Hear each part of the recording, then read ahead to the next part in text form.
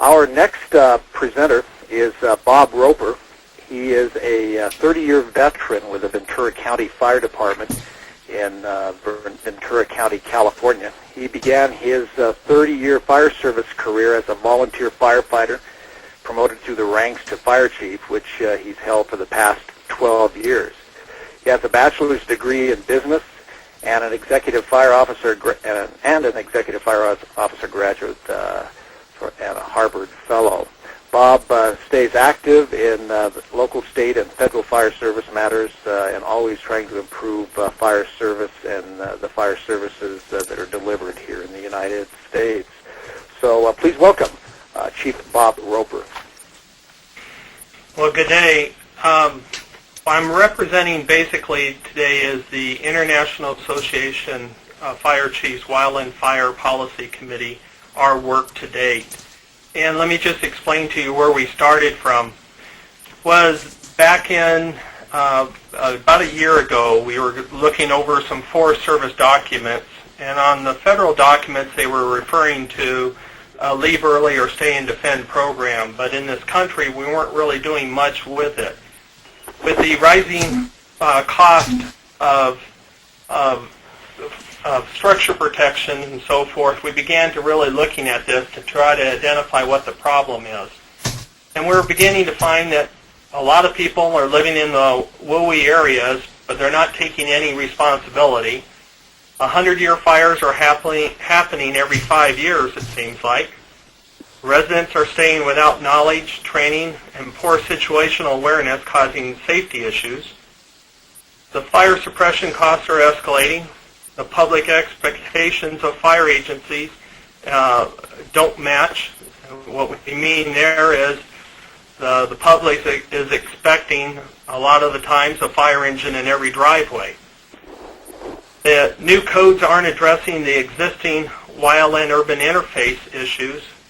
That environment, the timber environment, is causing the majority of the conflagrations that we're seeing, that people are leaving their homes as an evacuation, and then when nobody's there to watch their home hours later, the homes are igniting.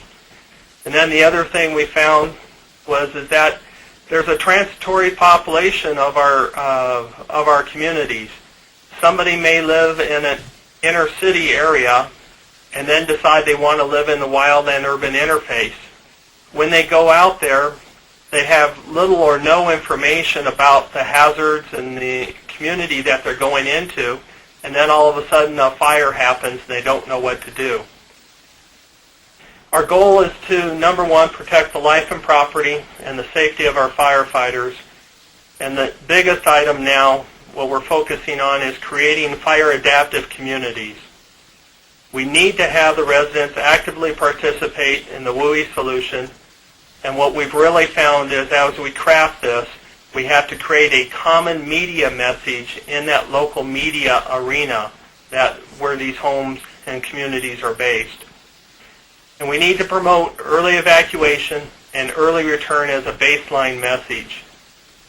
What we're finding is when we ask people to leave an area, is they go out, and is the community and society around them able to support large quantities of people in a mass evacuation or not?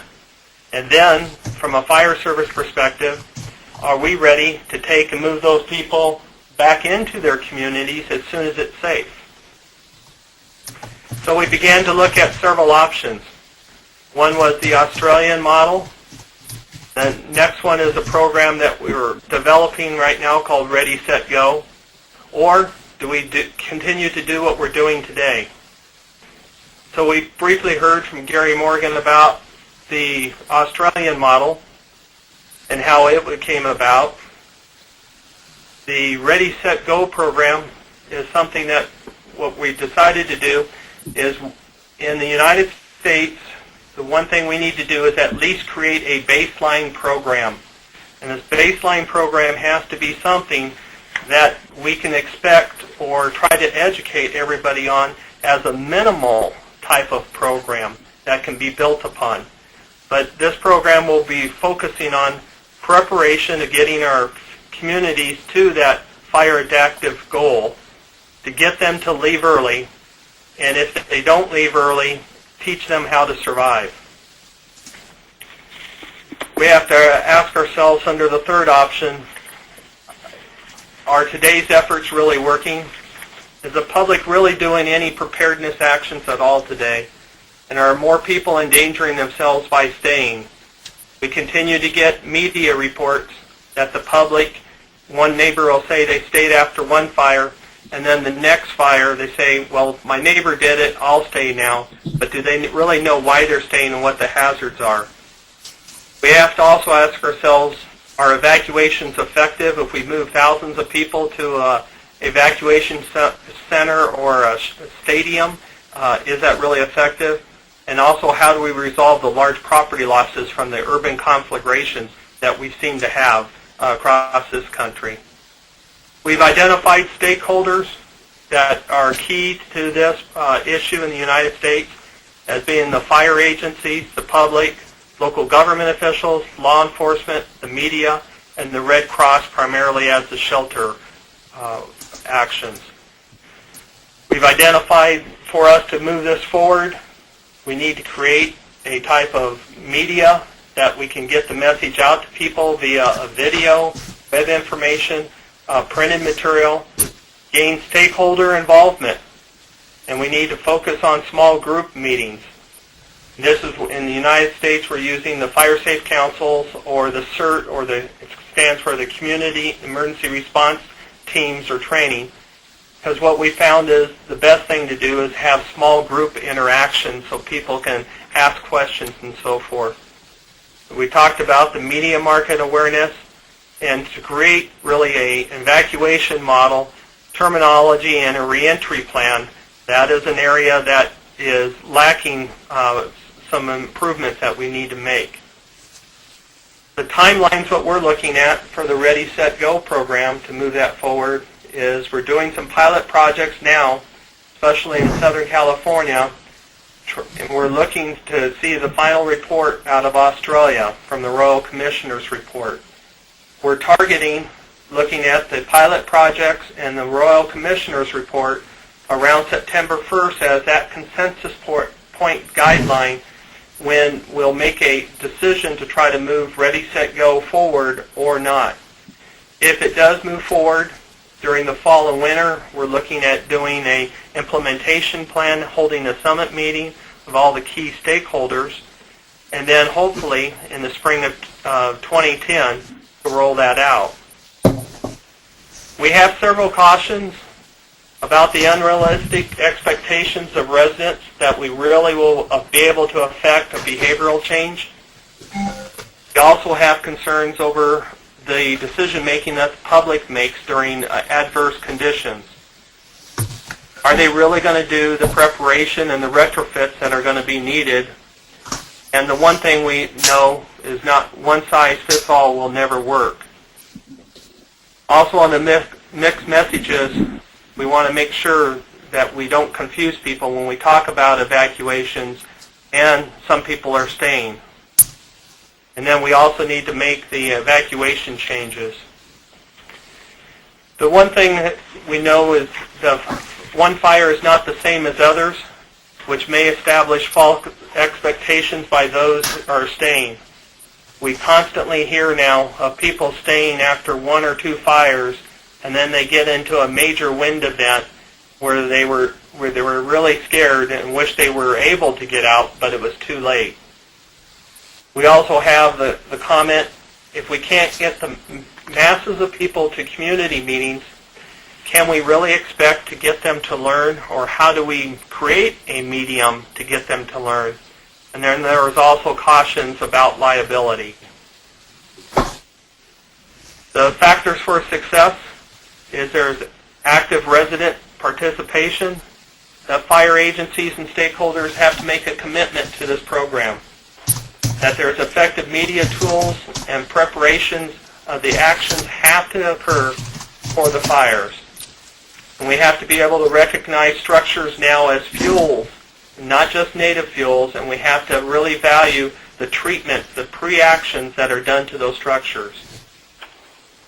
We have to try to figure out how to create a true situational awareness with the public, so we can tentatively call it like scare straight, is can we immerse them in a movie theater and give them smoke, embers, smell, the darkness, the noise, so that they know what it would be like if they were to stay during a firestorm.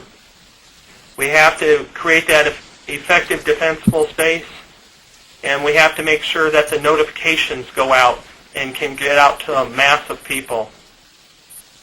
The biggest thing is for resources. Do we have enough resources to be able to carry out an education program as well as an implementation program during an emergency with fire and law enforcement resources? And then overall, what we really need to do is begin to start focusing on what we save and not just the losses. That's a story no matter which country we're in. We lose a lot of the focus on the value of programs. So in closing, what we believe is status quo is really not an option. And the real thing is who's committed and how committed are you?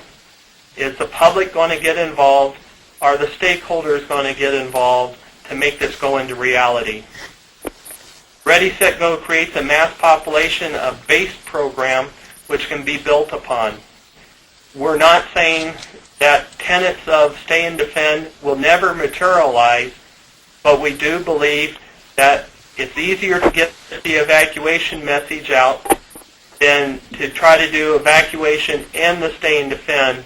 If we could get people at least to do the evacuation message to ensure their safety and the safety of firefighters and law enforcement personnel, then possibly across our country on a one-to-one basis and within communities, these small groups can talk to the residents, and maybe stay and defend will become part of our actions.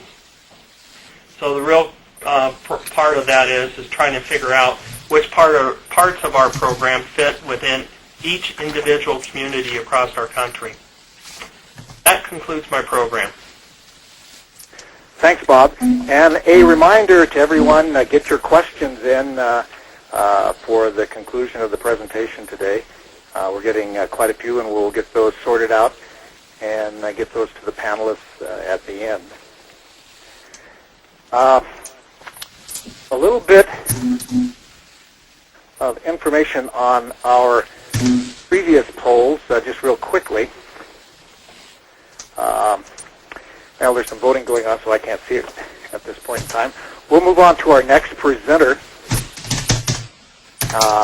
Dr. Tara McGee is an associate professor in human geography at the University of Alberta. She and her research colleagues have conducted several studies that really focuses on this question of homeowner mitigation and preparedness that we've been talking about. Her wildfire research program started with a study of bushfire preparedness within a rural Australian community and has subsequently focused on communities in Canada. She has currently completed a project examining active public engagement in wildfire mitigation in Australia, the Community Fire Guard Program, the U.S. Firewise Communities Program, and a case study in Jasper National Park in Canada. So please welcome Dr. Tara McGee. Thank you. I haven't been asked to share my screen yet.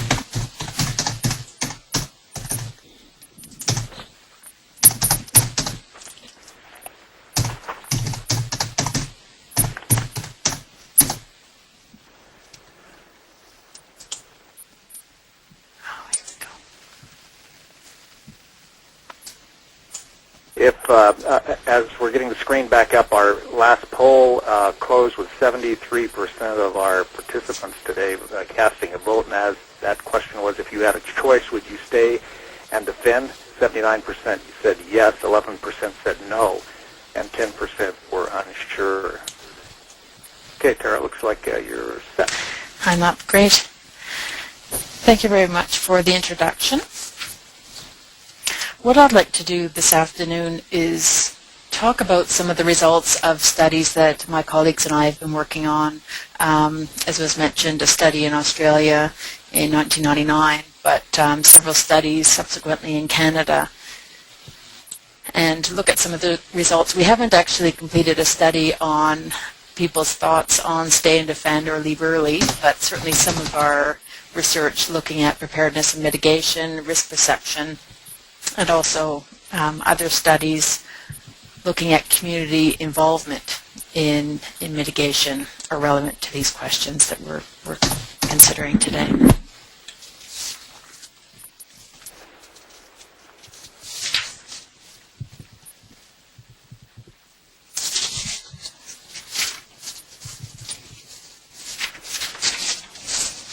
So the first few minutes I'd like to talk about some of the strengths of the prepare, stay and defend, or leave early approach or option.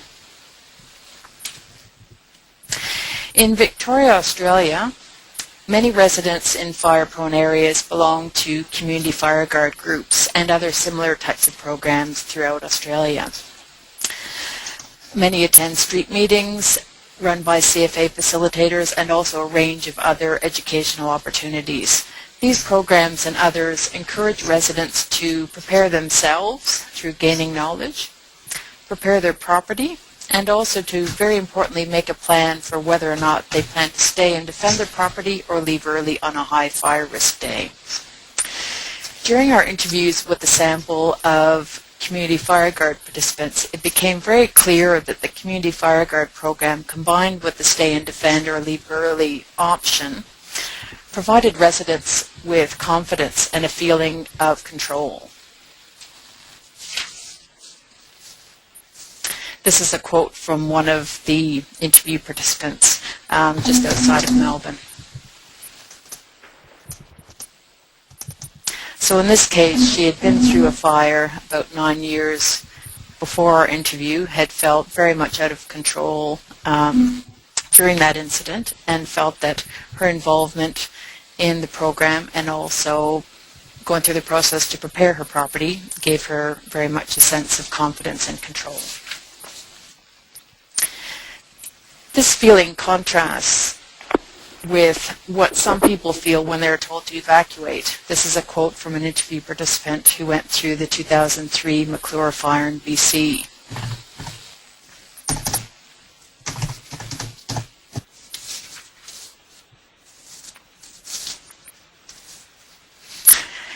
As well as that feeling of confidence and control, another positive outcome of the prepare, stay and defend, or leave early option, combined with effective programs to prepare residents, their households and properties, may very well be prepared individuals, households and communities. In our study in a community in rural Victoria, about 2/3 of interview participants had a plan to stay and defend their property. Many of them had completed quite extensive preparedness activities on their property. About half had ensured access to water in the event of a fire, and about 2/3 had their own firefighting equipment.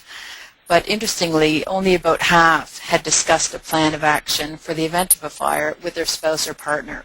So it appeared that although part of the household was prepared, certainly some members may not have been very well prepared. It was less clear whether residents who decide to leave early will be well prepared.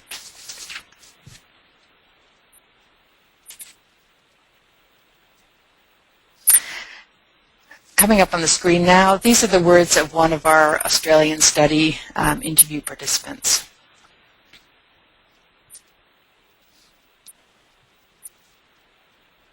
In contrast to this sort of perspective, a study in Melbourne by Alan Rhodes in 2005 found that out of 700 telephone survey respondents, 20% intended to stay, 20% intended to leave early, and about 60% intended to wait, then leave. I think Gary mentioned these results as well. So many of the interview participants did not have a plan. Similarly, a recent article in the Australian Journal of Emergency Management that looked at Australian Bureau of Statistics data found that measures that are mandatory, such as fire alarms, were implemented by over 75% of respondents. but those that are not mandatory, including written and rehearsed emergency plans, were implemented by only 15 to 20% of respondents.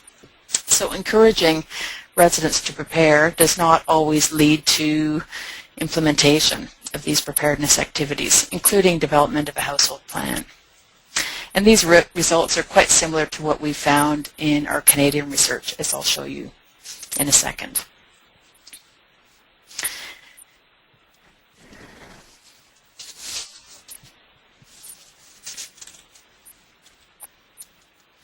So some of the limitations of applying the program in Canada. Two key limitations are, at least at the moment, inadequately prepared residents, households, and communities, but also our history of evacuations in Canada and people's expectations related to that success. We've completed several studies that identify which preparedness activities homeowners are completing, and these are listed here. This is just a sample, including those related to house structure, property maintenance, and also vegetation. And these are similar sorts of activities that are recommended in other countries as well. These are the results of a study that we completed a couple of years ago within communities surrounded by forest in Alberta. So essentially what we found here was that certainly some of the recommended preparedness activities are very popular, but some are much less so. So the activities that tend to be popular are often the ones that are completed as part of regular home or property maintenance within an area. So the keeping grass short, etc., removing vegetation, and so on. But many activities are quite unpopular.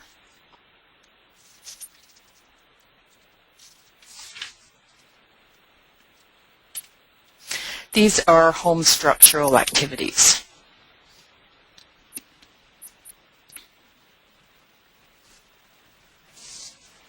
So our results thus far indicate that many Canadian properties would not be very well prepared in terms of landscaping changes and also building structure, and so would not be a very safe option for homeowners wanting to try to defend their property.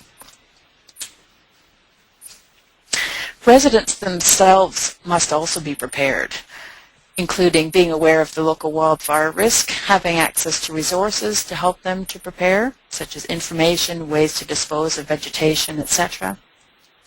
Being knowledgeable about wildfires and mitigation preparedness measures, and also, very importantly, being emotionally prepared if they decide to stay and defend their property, if that's an option available for them.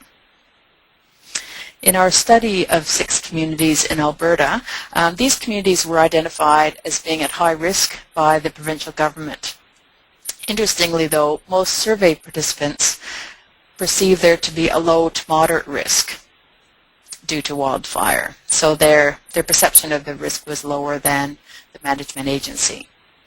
We also found that only about 20% of survey respondents had actively searched for information about wildfires and their risks and how to reduce the wildfire risk to their property.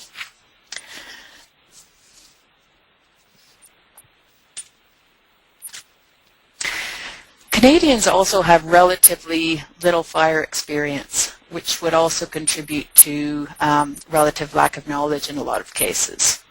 Prior to 2003 fires in Western Canada, many Canadians would have given very little thought to wildfires and their potential impacts on communities.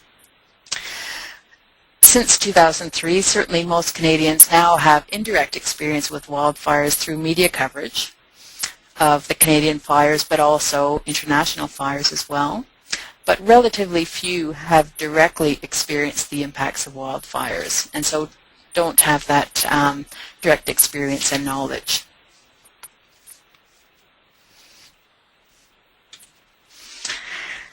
Lastly, in Canada, people are used to evacuating. These are the number of evacuations, and these are in thousands, so 50,000 in 2003. As a result of this history, people would likely be uncertain about whether or not staying to defend would be a safe option for them. emergency officials are also used to evacuating residents. So I expect that our history of evacuations would affect both residents' willingness to accept a stay and defend approach, but also might be an issue with management agencies as well, because people are so used to evacuation.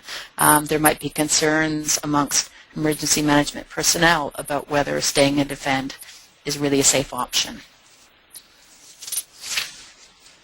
And I'll leave it there.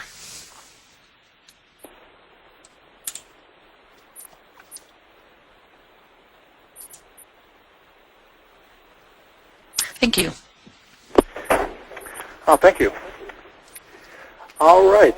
We have a couple questions to follow up on.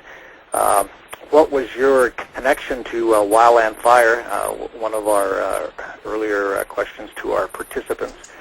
60% of you said that you were fire managers or firefighters in the wildland fire arena. 4% were land managers, 18% from the research community, 17% from public education, like fire prevention and similar programs, and 2% were community members. The other question that we had pop up was, have you ever defended your property? We had 80% of the participants responding to this question, with 28% saying yes they had, and 72% saying no. So some interesting comments. Our next presenter, final presenter for the afternoon program, is Dr. Domingo Molina, who's the professor from the University of Lleida, and I'm going to hopefully pronounce this correct, Lleida, in Catalonia, Spain. Dr. Molina has been involved with the Forest Fires Unit at the university since 1994. He was hired there as a full-time instructor in the School of Forestry. He obtained his PhD in Wildland Resource Sciences at the University of California at Berkeley. From 1990 to 1993, he was a member of the Wildland Fire Lab at the Department of Forestry, and later named the Department of Environmental Science Policy and Management at Cal Berkeley. Dr. Molina works closely with regional governments and has worked on several European research projects such as Fire Paradox, EU Fire Lab, and Fire Torch. He has an interesting perspective to today's topic, and we welcome Dr. Domingo Molina. Hello, this is Josh. Can you hear me? Yes. Josh, while we're waiting for the technical difficulties to get fixed here, we were hoping to have a few questions.